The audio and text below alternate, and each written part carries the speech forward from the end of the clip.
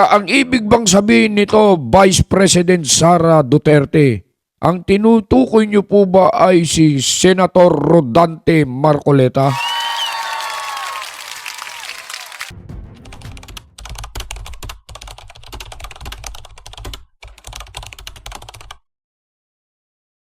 Pagbati po sa inyong lahat mga kababayan at mga mahal po naming taga-subaybay. Ako po si Just Vlog. Namamaos pa rin hanggang ngayon mga kababayan, pero gusto naming maghatid ng mga sariwa, ng mga balita, mga napapanahon, naglalagablab, umaapoy at nakakapasong mga balita mga kababayan.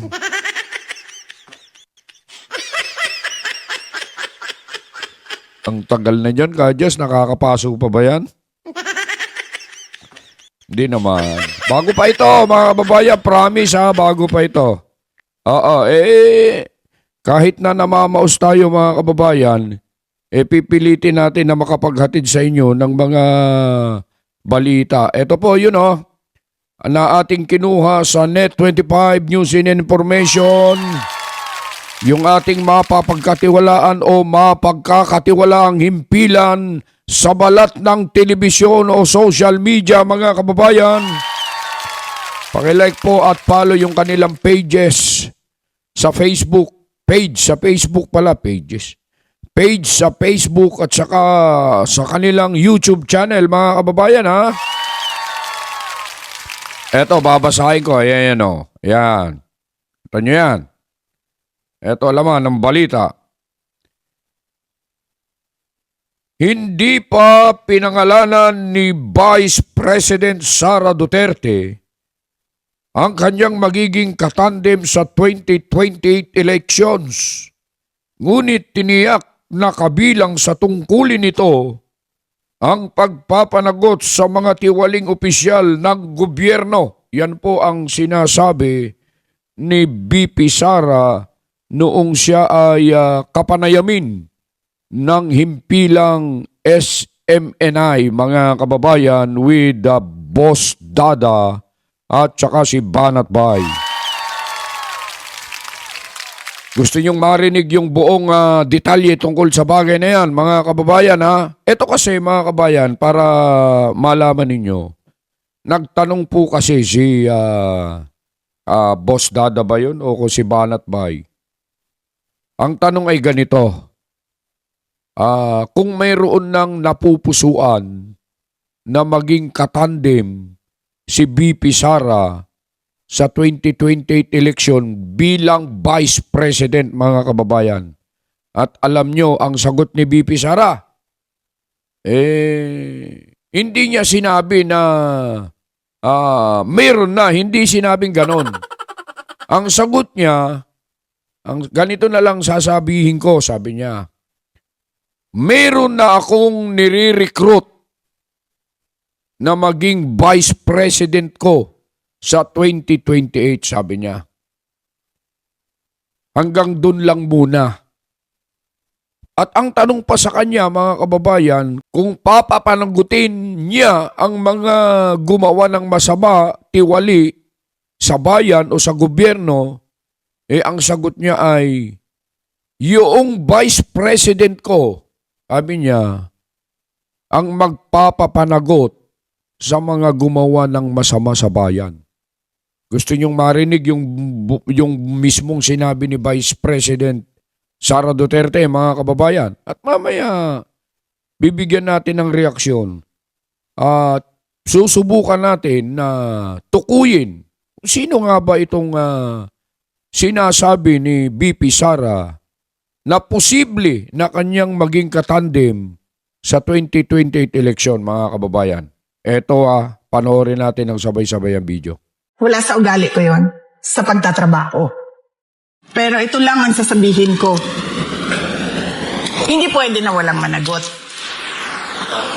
Yung nire-recruit ko na Vice President, siya ang magpapanagot sa mga gumawa ng mali sa bayan. Para ako, nakatutok ako sa trabaho ng presidente. Okay. So yun mga kababayan, narinig ninyo yung sinabi ni BP Sara tungkol dyan sa tanong na kung papapanagutin ba niya yung mga gumawa ng tiwali, masama sa gobyerno. Ang tanong niya, sabi niya, yung nire-recruit ko na magiging vice president ko, sabi niya, siya ang magpapapanagot sa mga gumawa ng masama sa bayan. Yun ang sabi ni BP Sara Duterte, mga kababayan. Ngayon, ngayon ang tanong.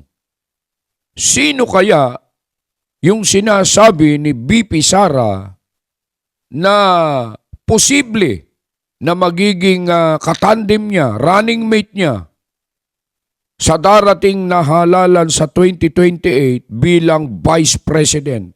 Ang sabi niya po kasi kung papanoorin natin o panonoorin natin yung buong interview, siya ay nire-recruit ko noong 2025 pa, sabi niya.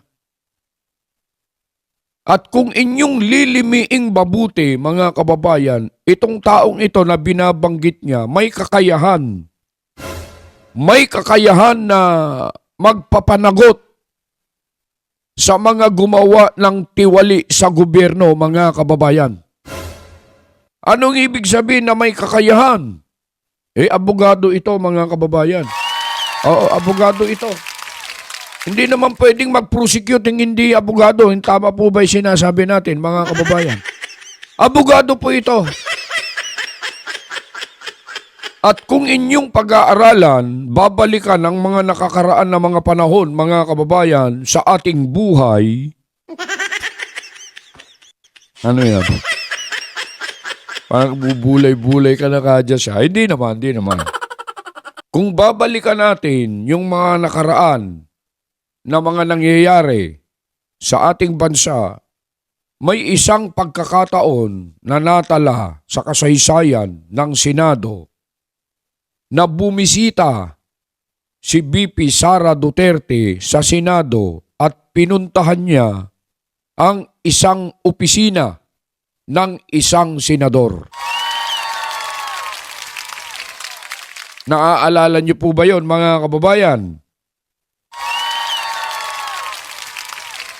Ngayon, tatanungin ko po kayo, para may partisipasyon naman po kayo sa ginagawa natin pagtalakay, sa palagay ninyo, at batay sa mga napanood ninyong news sa inyong telebisyon at napanood nyong mga vlogs katulad ng mga vloggers na yung mga matitino lang. Huwag nyo nang panoorin yung mga hindi matitinong vloggers, mga kababayan. Si Just Vlog ay matinong vlogger po yan, mga kababayan, pag nakatulog.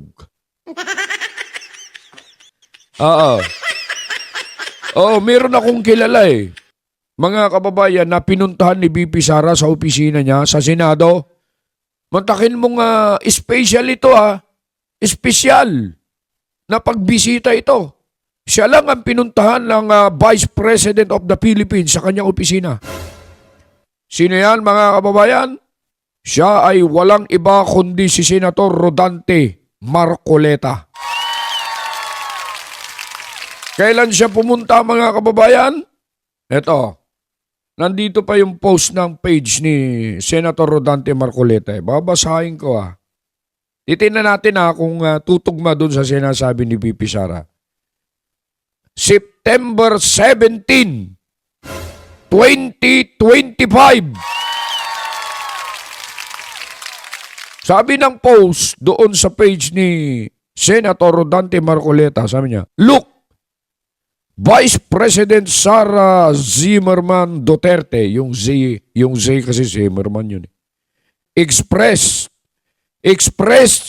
her continued support and confidence for Senator Rodante Marcoleta during her courtesy visit today, September 17, 2025.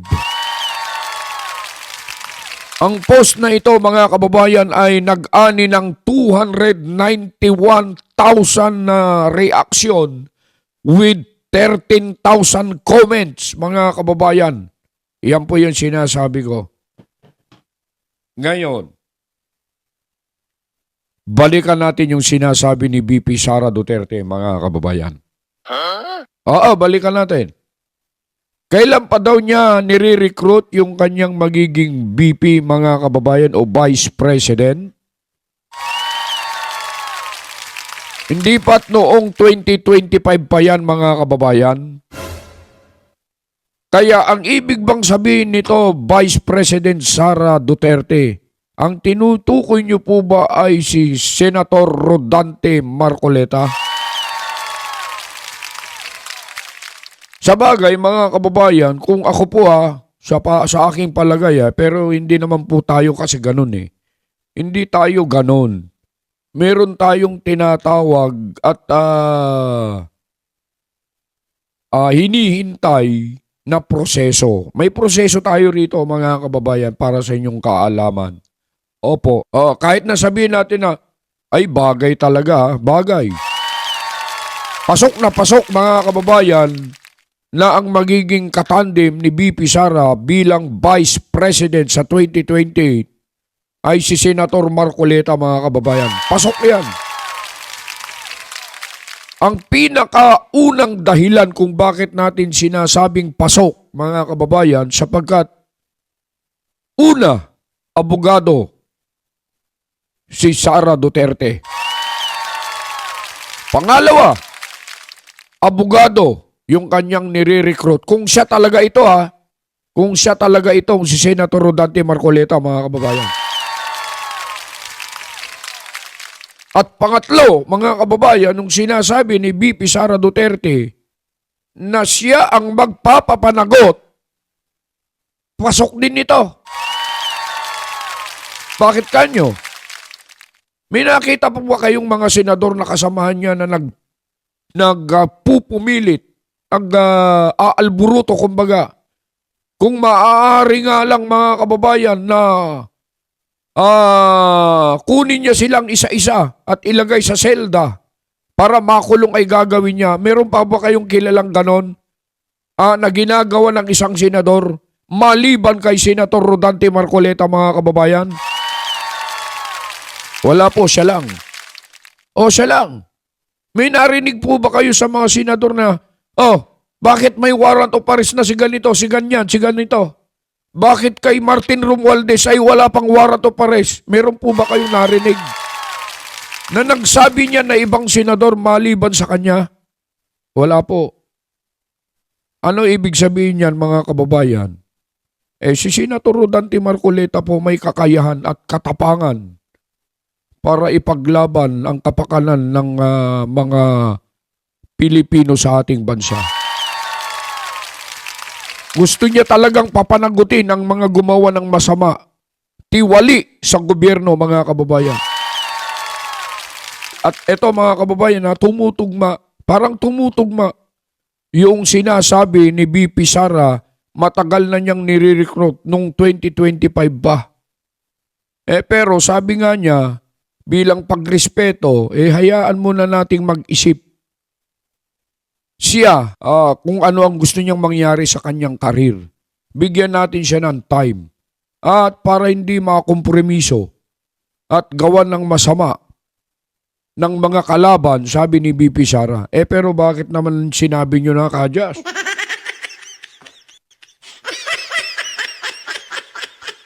Hindi po namin sinasabing siya nga po yun. Kaya kung nanonood po kayo, sabi namin, posible. Posible, yun po sabi namin. Hindi namin tinitiyak niya siya yun, mga kababayan. Posible talagang siya yun sapagkat siya lang naman talaga ang pinuntahan ni VP Sara noong 2025 sa kanyang opisina, mga kababayan. Ngayon, kahit na gustuhin ng kahit na sino, pero kung hindi po siya papayagan, wala tayong magagawa, mga kababayan. Ganun po kasi,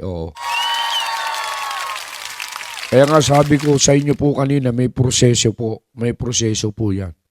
Pero, kahit ayaw naman, Eto naman kahit ayaw naman ng mga iilan, kung ito ay pinayagan at mayroong tinatawag na dumaan sa tamang proseso, mga kababayan, kung ano po pa siya, doon tayo.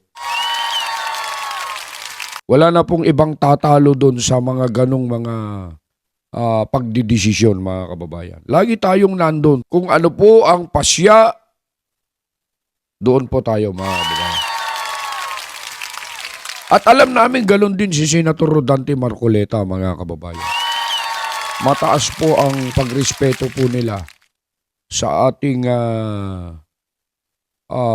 nangunguna, mga kababayan. Beno, ito lang naman ay reaksyon lang natin. Medyo, kumbaga ay pinagtagpi-tagpi lang natin yung mga nangyayari at pangyayari na subaybayan natin sa social media, mga kababayan. Kaya nagkaroon tayo ng ganitong reaksyon naman, mga kababayan. So mga kababayan, yun lang. Gusto lang namin i-share ito sa inyo kahit na namamalat tayo at kinakapos sa boses. Napakahirap pala ng ganito, mga kababayan. Kapag boses ang puhunan mo, hindi ka na makakakanta. Lugi ang negosyo, mga kababayan. Pag wala ka ng boses, mga kababayan, wala na. Beno, nagulo na naman ang inyong lingkod si Just Vlog. Mga kababayan po namin sa Luzon, Visayas at Mindanao, lalong-lalo na sa ating mga kababayan dyan sa abroad. Mga OFW po na patuloy po na tumatangkilik sumusuporta sa ating programa. Mga kapatid po na patuloy po na nagpapabati dyan. Saan man po kayo naroroon, binabati po kayo ng inyong lingkod, Just Vlog. At laging nagsasabing, lagi kayong mag-iingat.